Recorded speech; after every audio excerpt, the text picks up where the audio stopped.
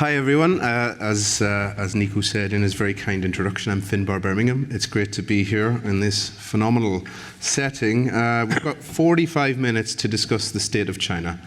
It's never going to be enough time, but we've got an excellent crew of folks with which to attack it. So we will get straight into it, but I think we're going to divide it into three rough parts. We'll talk about politics and international relations, the economic issues, and then following that a little bit on Chinese society. But it would be remiss not to start with current events. And I think every conference panel around the world is leading with the U.S. election at the moment. It's hard to ignore. As Nico said, we want to talk about narratives in this session. And I want to lead with some of the narratives that we hear about how China views the U.S. election. I mean, speaking to my colleagues at SCMP in advance of things, the consensus was, when I spoke to them, that China wants Trump. That was broadly what I heard from my colleagues, because whereas he will bring chaos and unpredictability, perhaps the Chinese can hold their nose for 4 years and batten down the hatches and hope that he will burn bridges with the US's allies, that maybe the US will be in a less powerful, less structured, it'll just be in worse state by the time he leaves office. So I want to, first of all, ask Zichen. I mean, I know this is China's not monolithic. There are many views in Beijing and among government officials. Can you explain perhaps how this argument is seen among the policymakers that you know, and what are the dividing lines? Well, thanks for the question. It's a really big one. And let me start by saying I'm very honored to be here. I think the election is over, and we now have a president-elect who everyone knows is quite unpredictable. I'm not sure there is a consensus in China's policy community on who China prefers to be the next president of the United States. And I'm actually not very convinced that China would prefer Donald Trump because he would wreak havoc or create a lot of instability or chaos within the US or among its allies. I think that view is fundamentally rooted in the understanding that China-US relations is a zero-sum game. And I don't think China believes that the US becomes weaker, then China benefits, because I think China benefits from stability, from peace, from a mutually beneficial relationship with not just the United States, but also the rest of the world. And Donald Trump is simply unpredictable, and nobody knows. I'm sorry, but maybe we will have to get up in the morning and check out X, formerly Twitter, and see what he tweeted out at 5 a.m. just now. And we're gonna repeat that sort of history. And but on the other hand, I think Donald Trump he's not very ideological. You can describe it in a way of pragmatism. And for example, the current Joe Biden administration has put 100% tariffs on Chinese EV exports to the United States. And I think there are rules at Commerce Department which basically bans any Chinese EVs. But President-elect Trump has said that he would welcome Chinese EV investment in the US, which would contribute to the local economy, to job creation. And his very close partner, Elon Musk, basically turned around the company with his gigafactory in Shanghai. And Shanghai's gigafactory is like the turning point for Tesla. And Elon Musk has visited China quite a few times. He has met senior Chinese leadership. And his mother visited China. So I think that's, what we are going to have is a very interesting 4 years ahead. But also, I think, China would want, President Xi Jinping sent a congratulatory message just a few hours ago, where I think the Chinese leader laid out his vision for China-US relations, which he hopes, and China is quite consistent in that aspect, that it wants a mutually beneficial, consistent, constructive relationship. When Donald Trump was in office at the first time before he took office, he took a phone call from then Taiwanese leader, and that was quite a surprise. I think, the Taiwan issue is the fundamental, the Chinese political foundation of China-US relations.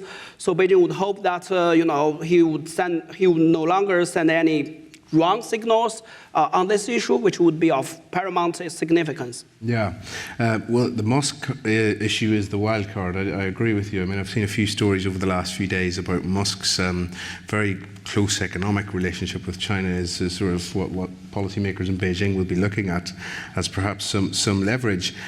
Jing, can I turn to you and ask you about how Chinese society, how do your listeners view this situation? I mean, is there any sort of preference, or I mean, you know, Trump, I mean, in Hong Kong, for example, you know, you see these opinion polls and Trump was actually far more popular than the Biden or Harris administration, and that's a legacy thing from the sort of era in which I think Hong Kongers thought that Trump would stand up to the Chinese state more than the Democrats. But on mainland China, how do you see that issue? Yeah, maybe 2 points. One is to add to Zichen's point. I think this is not a zero-sum game. And from what I have observed from the Chinese social media platform and also the interactions I have with my audiences through the podcasting, I think, surprisingly, there is a sense of indifference towards this U.S. election compared to the previous one. So I've covered international affairs for Chinese audiences for the last 10 years, including the one in 2016 and 2020. And I felt this round election, the general enthusiasm from the Chinese public to talk about this election is sort of a plan in a way. Sure, there are discussions, it's important in national news, but I think the mentality of the general Chinese public since 2020 there was a sense of disappointment because around that time there was the hope that Biden administration would pursue a different approach, a different China approach compared to Trump. But I think then it turns out to be a sort of continuity or even expansion of what was already there. So then it became for Chinese public, if you look at it from the bilateral relationship perspective, there is no, no preferred scenario for China, particularly because I think you wouldn't say none of them are China's friends and no enemies. So it doesn't matter. It's sort of apathy. Yeah. And, you know, one more point I want to add, which is from the gender perspective. And of course, like China is a large country, so you get different perspective, different group. And I think for the type of audiences I am dealing with, I think there is a deep disappointment in terms of how this, reviews what kind of gender politics is right now in the U.S. And I think it's a tragic day for women's rights. It's a tragic day for American women, but also for women around the whole world. And Trump is a figure with well-documented history of misogyny and even sex crimes. And I think that's really hard to process for a lot of my listeners who are mostly young women in China who are the Chinese version of childless cat lady. And so I see this result of American election is a crisis of global masculinity, and it's a global gender crisis. It's not just about China, US. It's about a global population that has been wanting to make some changes, but this is definitely an upsetting moment for women across the whole world. Yeah. For sure. Adam, look, this is about China, but I have to ask you about Europe here. German government on the brink of collapse. Just this morning, in fact, I saw the EU correspondent for Der Spiegel saying that the leader of the free world is now Ursula von der Leyen. So what a time to be alive. I want to ask you about where Europe fits in here. Are we sort of adrift in the middle of, Trump on one side, who hates Europe, who hates the EU, perhaps is a more accurate way of describing it, and China, with which ties are incredibly testy. Europe, the EU is rudderless, I think, leadership-wise. There's no real sort of inspiring figures on the horizon. Where do we stand? Is this just disaster for Europe? We will get back to China really quickly, so I'm going to make this super brief. I agree we have to speak to it, but I want to get back to the points my co-panelists made as quickly as possible. I think there's no coincidence about the fall of the German government. I mean, even call it fall is, I think, misappropriate. This is a controlled demolition. This is a building that needs to come down. They've been waiting months to find the right opportunity. They needed something that was significant enough to make this look less trivial than in some senses it is, and the Trump election provides that occasion. I actually do think if one was regarding this from the position of European statecraft, we need a solid government in Berlin. Yeah. We don't have it currently. The sooner they get to the Kenya coalition of the three big forces in modern German politics, which are not the Liberals, but the Christian Democrats, the SPD, and the Greens, the better, because that actually provides a platform. I was just really struck, actually, I wanted to come back to this gender crisis point. Like, I think Qing's analysis is spot on for the United States and China, and they're some sort of mirror images of each other, and I think it's a really powerful analytic. As she was saying that, and you then asked me about Europe, I wonder whether it really does bite in quite the same way in Europe. And I think then the answer is when you pause over it and linger over it, it does to a degree, right? And the AfD, if you look at the profile of its voting, or if you look at the profile of the voting for whatever Farage's party is now called in the UK, Reform, yeah. Or you look at the voting of the far right in France, I think it confirms Qing's thesis that there is because all of those show a predominance of young men. If you look at South Korea's political profile, you see the same phenomenon there with a very marked difference between young Korean women and young Korean men. But many female leaders in the European far right. Yes, exactly. And so it's this weird, I think this is a really fundamentally important analytic through which to view this. Very strong shift for Latino men in the United States. So it's generally some cross-hatching of gender with class, and then maybe in the American case, ethnicity or race, that produces this extraordinarily powerful effect. And it's certainly when I was speaking to, I'll just end with this anecdote, I had a series of meetings with Central Committee member in Beijing in the summer, a long, protracted conversation. And he was quizzing me about Trump and how to read it. And I was like struggling to think what a central committee, he has a staff that tells him everything he needs to know. But when I said the single most decisive difference on this is gender, all of his staff went, oh my God, what an interesting question we not thought about. And he literally staffed, so Central Committee, top 204 people in the Chinese leadership. He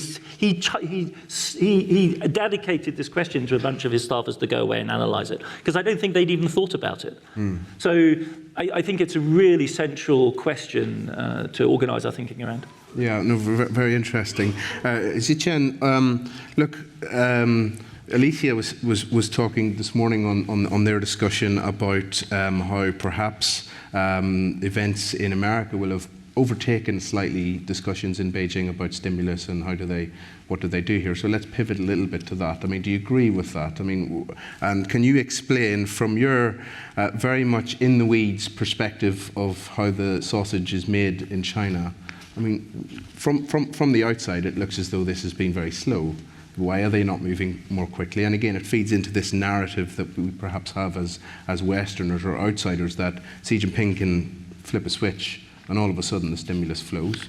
I was here when Alicia was on stage, and she's a very good friend. I'm very privileged to have gone onto her podcast. And she mentioned, for example, there is an ongoing standing committee session of the National People's Congress where the Chinese government is basically adding to the central government deficit by unspecified amount of trillions of yuan of fiscal deficit. So the idea is for the central government to raise money through the new national debt and swap them with local government debt, because basically the local government cannot pay for its debt any longer.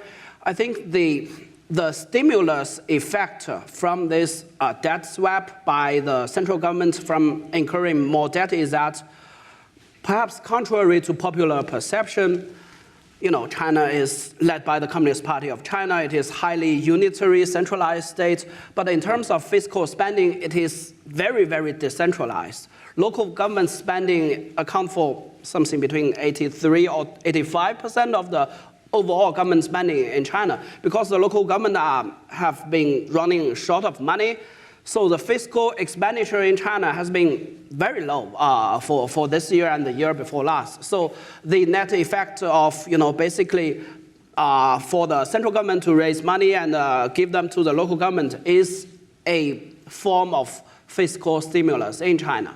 And the reason for that is, of course, the local governments have a lot of spending responsibilities.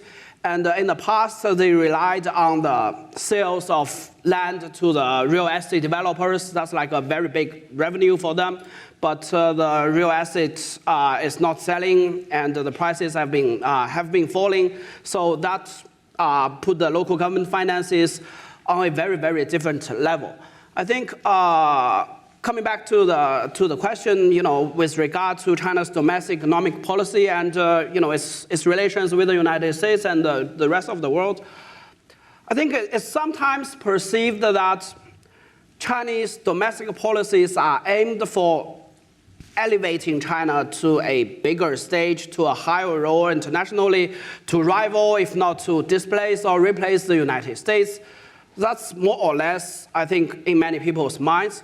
But I think the fact or the Chinese perception is the other way around. The foreign policies, the external policies are first and foremost aimed at facilitating a conducive environment for domestic development, because it is a huge country, 1.4 billion people, and as Alicia said, its GDP per capita is $13,000 US, which is very low. It's lower than Bulgaria, I think the lowest in the EU member states. So China still has a lot to do domestically. I mean, if you observe Chinese diplomacy, its relations with various countries for the past year or two, you come to see, for example, the Chinese troops and the Indian troops disengage on the border very recently. The ties between China and Australia is now better than it was 2 or 3 years ago. There is no additional tariffs by China on Australian goods. The British Foreign Ministry, Foreign Secretary was recently in China. China seems to turn a corner with Japan. And China tries, although it is definitely unhappy with all the export controls, but it tries itself to maintain the China-U.S. relations on a stabilized track. Although we don't know, what would happen now that the White House has a new host at his house. So I think the Chinese is trying to stabilize its external environment to provide a better environment for its domestic economic development. Trump-proofing with Chinese characteristics. I think you could. But Adam, you wanted to come in on a point there. Yeah, it's 3 really quick points. First of all, to get in the weeds with Zichen, you've got to read his blog, Peakingology. It's absolutely essential reading, indispensable source, translation of the running commentary and debate within the Chinese elite, indispensable. Second point is that, to pick up on the point Zichen was making about local government, when we say local government in China, the units are the size of large European nation states. Because it's 1.4 billion people. So to me, the most powerful and useful analogy here is the EU analogy. When we're talking about fiscal policy rebalancing between local and central government, we're talking about something as protean and undecided as the fiscal compact within the EU. In a sense, and this goes to the bigger point that Professor Lam at Fudan makes very powerfully, that China's recent economic growth, as much as anything, is about making the Chinese national economy as a coherent unit. When you start with China in the 80s, it wasn't just poor, it was incredibly regionalized, right? Because it had very little infrastructure, very little connection. It's 1.4 billion poor people in a society that's not tightly integrated. The growth of the last 30 to 40 years is about making the Chinese nation in a material way. And part of that is finding a fiscal structure that works. These are questions that go back in Chinese republicanism to the 1920s, when the federal option was very much on the table. And this question is now coming to the fore in a very dramatic way. And it's as open-ended and protean and creative as that, and there's quite a lot of scope there for dealing with balance sheet issues, as there is in the EU. And the challenge they have to address is no less historic in its significance. And though it's useful to apply a macroeconomic lens which says China had a credit boom and a real estate boom, and now the bubble has burst, it's an absurd understatement of what actually happened, which is that 500 million people were urbanized and several hundred other million people were moved within China's cities. They're not pricking a real estate bubble. they're totally shifting gear at the mid-phase of national development from a heavy industrial and construction-led growth model to a new phase. In other words, we ain't seen nothing yet. We don't know what China looks like when it transitions from that infrastructure-led growth to manufacturing-led growth. And so in both these ways, it seems to me we need to sort of escape the superficially illuminating and analytic that macroeconomics provides and actually think more seriously about the scale of the institutional change that's going on in this huge complex. Yeah. If I may add a point that Zichen. Adam also mentioned is manufacturing-led growth, and this is something Alicia also touched. I came across a quote by Bob Lighthizer, who probably gets another senior position. He said in an interview with The Wild China a year back, there was a quote, "No country got great by consuming. They all got great by producing." And I think China believes that. And if you go back to the Alexander Hamilton's report on manufacture, that's like the Chinese playbook. It is intent to, China is now a leading producer on EVs, on solar panels, on batteries. And I think, the Chinese leadership has determined that this is the path to stay on, to upgrade its manufacturing capacity. When we grew up in China, I think this is something we were all taught at school. It's like China was churning out 8 billion T-shirts a year in exchange for a Boeing 747 plane, and that's just in the Chinese mind, and China didn't like it. Now it is in the process of producing its own jetliner, and which is, I don't know, it may become a competitor with Airbus and Boeing in a few years. And I think China is indeed targeted at making most of manufacturing, and Yeah, I want to bring Qing in here, and we will get back to manufacturing. There's a lot I want to talk about on industrial to manufacturing and so on, but the consumption is where I want to go with you, Qing. And can you talk to this? Is it a struggle? That we look at it from the outside and they say China can't increase or isn't increasing consumption. People aren't spending more money. Is it that this is a struggle, or is it a political decision? They're not struggling, they just don't want to. And can you talk from the perspective of the regular folks in China? I mean, what's the mindset there? Why aren't they, when we look at it with our Western tinted spectacles, we're thinking, why aren't they spending more money? So I can only speak from my own experience and observation. I think it is not like Chinese ordinary people don't spend money anymore. It is they want to spend money in a smarter way compared to before, in a more rational way. I spent the last 10 years in Europe, and every time I return to China, I visit China, I'm always a little bit surprised or even overwhelmed by how people actually consume there. They have all sorts of social media platforms that enable you to spend more and more money, like live streaming buying, like 直播带货 is like super popular in China, and it's like it creates a huge a growth number for the economy. But I think there was also a lot of irrational thinking or behavior. For instance, my mom was one of the quote-unquote the victim, because she often buy a lot of things she doesn't really need.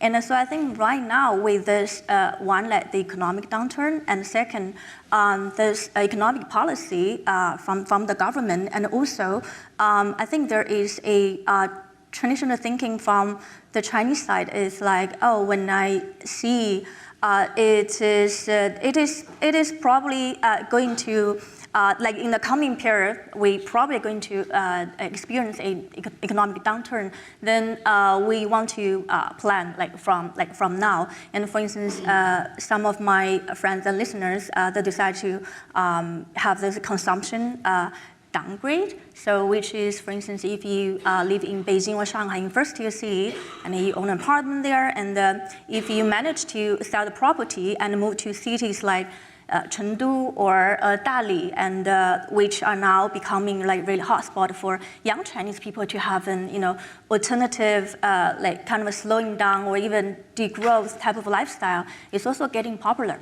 So I think right now with this, with the current dynamic, I think it's also a good opportunity for Chinese ordinary people to think about not just to spend to buy more, but also to do it in a more smart, rational, and well thought way. Yeah, it's a bit like the slow movement after the GFC in Yes, in Europe. Italy, Northern. Yeah, and look, again on narratives here is sort of is the overarching theme of the discussion. Can I ask maybe Adam and Zichen or Jing, if you want to come in on this as well, what do you think of the sort of argument or the narrative that we hear that the Chinese Communist Party distrusts consumption as a lever, that it does give too much power to the people?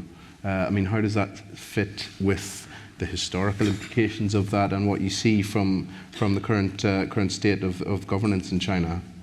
Yeah, it's really been an emerging theme. Zichen should say much more about this than me, but from the outside looking in at the data, what you see is a hard-faced version of common prosperity. It's a tough love kind of regime of management. Eat bitterness, yeah.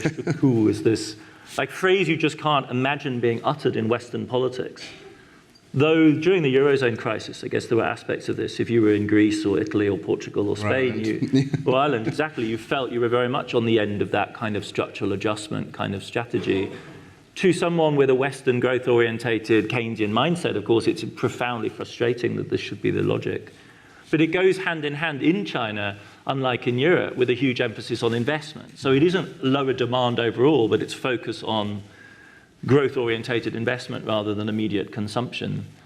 But it does seem to me a slightly undigested, looking at the history of the Chinese welfare state, it's an undigested legacy, I think, of the reform period, right? Where you move from a corporate-based, work production unit-based welfare model that was wholly comprehensive, iron rice bowl, that kind of model, to the fracturing of that model in the 90s and the 2000s, and the early efforts to build a national social insurance type system, which has lagged behind, I think, the modest but nevertheless highly significant affluence that China has now obtained.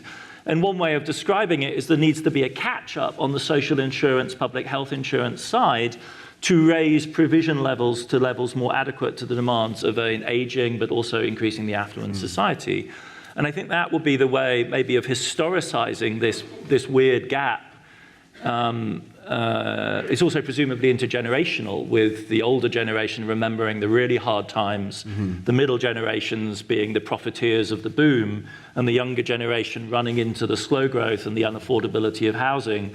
So you have like 3 generations overlapping in a model which right now isn't responding to people's needs in the way it needs to. But Zichen will have a much clearer idea of. Before I go to Zichen, I want to bring Qing on that last point that you made, the sort of the generational differences and perhaps the movements that we saw evolve over the last number of years. My colleagues wrote about this all the time. I loved the coverage of involution and laying flat and so on. I mean, is that still very much du jour in China among a certain generation of people? This sort of frustration with the 996, with the lack of opportunities, with the lack of employment opportunities for recent graduates. Can you talk to that a little bit? Yeah, I think it's definitely a phenomenon in the last few years. I think ever since maybe the pandemic. And I think it has like up moment and down moment. And so for young graduates nowadays, if you will ask them what's your dream, if this will be like, for instance, 10, 15 years ago, I think a lot of people will say, oh, my dream is to become the next Jack Ma or the next Zhang Yiming, and to, through your personal hard work and effort, and to achieve some sort of China dream to upgrade the social class and to do great things to make change. But I think nowadays people are being much more pragmatic and realistic, and I see this laying flat and this 996 working culture as a way of resistance from young generation of Chinese people. But I think we should also differentiate what the discussion that is going on the internet and what people are really doing in real life. So on the one hand, It's not just a Chinese problem. yeah, it's a universal problem. Yeah, it's a social media problem. And so by creating that label of lying flat, it feels like you create some sort of solidarity with people who are also critical about the working culture and who are dissatisfied with what is going on and the lack of opportunity. But on the other hand, I also often hear people, especially young Chinese people, saying that, being able to lie flat is a privilege. Yeah, And, you need a lot of infrastructure to be able to do so. Yeah, seeing it much easier, but being able to do is a different story. So, and I would say the Chinese way of lying flat, the Chinese version of lying flat, is still quite hardworking way. It's a hard day's work here. It's different from European lying flat. Yeah. European lying flat is the real deal. Yeah, actually Europeans on the say this, I ground. didn't say it. Qing has a very good podcast where millions of people listen to it, and she also has, I think, 7-figure followers on the Chinese version of Twitter, and so she takes the pulse of what the young middle-class Chinese people are thinking quite accurately, and I think Adam really summed it up very well from a historic point of view. He's one of the best historians, and I just want to add the transition from the work production unit to a national centralized social insurance model that is practiced in the European Union. If you really look at it, the history in China on that is still very, very brief compared to what you have got here in Switzerland and on the European continent. This sort of thing takes time, and China is still a relatively poor country by GDP per capita, and it has already got basically a sort of universal healthcare, whereas I really can't figure it out why Bernie Sanders' proposal for universal healthcare in the United States is a radical idea. I just can't get my head around it. But in China, Every European in the room is sort of nodding their head. And in China, there is still, the foundation has been laid, but it takes time, and the level of protection that is afforded to the Chinese citizens is not sufficient. So in this ongoing policy debate, I'm sure you have read that this advisor, that former vice minister, wants to say we should give 2 trillion yuan more to the medical insurance or to the pension fund, and this is an ongoing debate. And with all these proposals out there, I'm sure basically strengthening the social safety net is actually will be on the agenda. If not this year, maybe in the near future. And on the other hand, there is indeed this cultural thinking in China, where you need to eat your bitterness, because a lot of people, I think people at the leadership age, when they were little, they suffered a lot, and they thought we got to where we are today by eating bitterness. So it's sort of spirit that the young people should live with. Like it or not, that's the thinking in their head.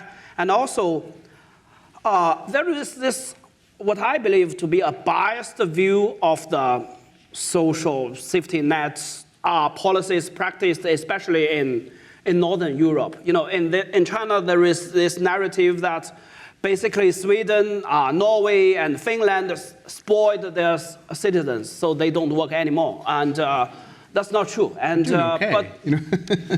but I think that's a big stereotype now in China. Yeah, it sounds like the Chinese version of the Monty Python sketch, the four Yorkshiremen. Adam, you wanted to really briefly come on that one. 600 million people in China live on very, very modest incomes still. That's the essential reality. If you're talking about national health, national social security, this is a society which in Shanghai exhibits global levels of wealth, but 600+ million Chinese are out of absolute poverty and in the zone of very low incomes. And to manage a state of that scale with that baseline it's poverty, it's real poverty in any meaningful sense of the word, is a huge, huge challenge. Yeah. So it's a dualist system to an extent. Zichen, I'm going to have to cut you off there because we've got 10 minutes and we have to solve the rest of China. One more minute.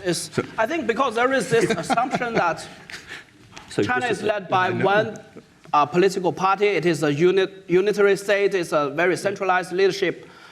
So if you can convince one or very few number of people, then the whole country will fall in line. And why don't do this? Why don't do that? That's the sort of perception that people typically have. I'd say that is actually one way of othering China. Yes, it has a different political system than what is practiced here, but still there are different ministries. They fight each other. There is a lot of bureaucracy. Basically, what you have in a Western political system, the sort of, different responsibilities, different bureaucrats clash with each other, that also exists in the Chinese system. So I think this is also something people need to maybe take more into consideration, is China is different, but it has more similarities than people realize. Yeah, very, very good point. Look, we'll move quickly on to a very quick topic, and that is industrial overcapacity. Should take about a minute. Look, Adam, you've been really among the leading critics of this Western push back against overcapacity. I mean, look, I was in Brussels this week. On Monday, I sat in on the Commissioner for Trade, I wouldn't say delegate, Maros Šefčovič, and he kept industrial overcapacity. There were some French MEPs asking him, would you consider coming up with an instrument specifically to deal with overcapacity? So it's not going anywhere. You see not just in the European Union and the United States, also in emerging markets like Brazil, Turkey, India, also taking measures to counter what they claim to be the distortionary impact of subsidies and overcapacity. Talk a little bit about why you refute that, or why you disagree with the very concept of that.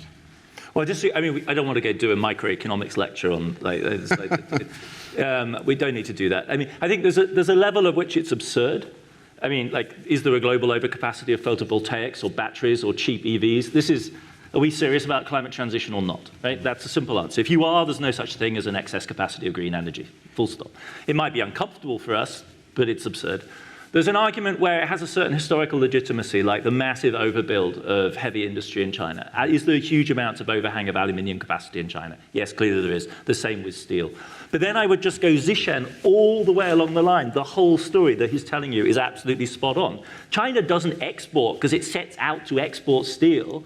It makes half of the world's steel capacity, discovers that in a bad year, Chinese uptake of that is not adequate, and then it dumps, or doesn't even dump. It finds more lucrative markets outside China for the steel it's produced than inside China, and hey presto, it swamps whatever Western market it enters, because China produces 10 times more steel than the United States. So a marginal variation in Chinese domestic demand for steel is a huge wave in the American bathtub, right? It's the whale in the bathtub of heavy industry right now. And why? Because of the local politics that Zichen's pointing to, right? This expansion towards massive capacity in China was as much as anything local government, which is, again, to emphasize, the size of a European nation state, racing another European nation-sized province for the most rapid GDP growth to attract the best workers to become the hub of global growth and meet your targets, right? And turning that around is the challenge of the moment for Beijing. And it's a huge political problem because they have lobbies, they have ministries that represent steel, coal, and whatever, and they need to be shifted within the party structure and realigned. So I see this as some of it is just really is bad lobbyism on the part of the West. Some of it reflects these overgrowth symptoms, but no one should ever imagine in the West that we're the principal target of this. This is an overspill from a domestic growth story that is shifting gear. Yeah, so Zichen, let me ask you about, so if you listen to anyone listening in the European Commission will be pulling out their hair about the lack of consumption and everything, but Zichen, when Ursula von der Leyen talks about this, she quotes Xi Jinping and she concludes that China is making the rest of the world more dependent on China while becoming less dependent. China's becoming less dependent on the rest of the world. I think people are looking at dual circulation and so on. Can you explain a little bit about how Chinese policymakers and officialdom would receive what the likes of von der Leyen and other politicians in the West are saying? I mean, Adam, it sounds as though you would dispute that fact, or that statement rather, from von der Leyen, that it's intentionally manufacturing dependent. Different phase. The overcapacity is in the sectors. The sectors she's talking about are the new sectors where there's actually rivalry. Green tech, but then chips, microelectronics. Yeah. The overcapacity argument is strongest in the sectors where my account fits best. In other words, steel aluminium. Like they're not key to Xi's growth strategy. The dual circulation model and the new quality productive forces is all in the new tech space, which is where it's really hard to point to excess capacity. Because your argument is that we need more of this stuff in order to achieve our transition. Yeah. Like, do we have enough green energy capacity? But what do you say about local industry then, maybe if those jobs are being lost? Who's confusing the targets here? Yeah. Like, if you all of a sudden want to make this about jobs, well then that's fine, but you've just shifted the goalposts. Well, is it the argument that nobody has clearly defined what success is or what they want to achieve? That would be one way of thinking about it, and under the impact of populism. This is a part of the liberal, but like, under the impact of populism, the centrist best explanation is deindustrialization. Whoops, China did it. And so if you want to counter populism, you feel you need an industrial strategy and your best bet is green, and oh God, the Chinese are already there. Yeah. Whoops. That's the beauty of appearing at the same panel with Adam Tooze. You can just leave all the answers to him. He has all the wonderful answers. You asked me. He took the words out of your mouth, right? I think one thing he says was very important, and I think sometimes it's exaggerated. China didn't set out to hollow out to manufacturing capacities of other countries. It is not weaponized. It's not the domestic development of manufacturing capacity. It's not thought of as a weapon. It is a, outflow out of the domestic situation. And I think a helpful way looking forward for the European Union and perhaps for the United States is how to take advantage of China's manufacturing capacity. There is now a great debate about, well, it's not a debate. The EU has already slapped the tariffs on Chinese EV exports, and Finbarr is the best source on that information. And maybe, try to create incentives for Chinese EV companies to set up shop in France, in Germany, in Spain, in the EU member states. China had this joint venture requirement back 2 decades ago. And I'm not sure, EU could not take a page of playbook from the Chinese to, that would be a more peaceful and more mutually beneficial way of progressing forward.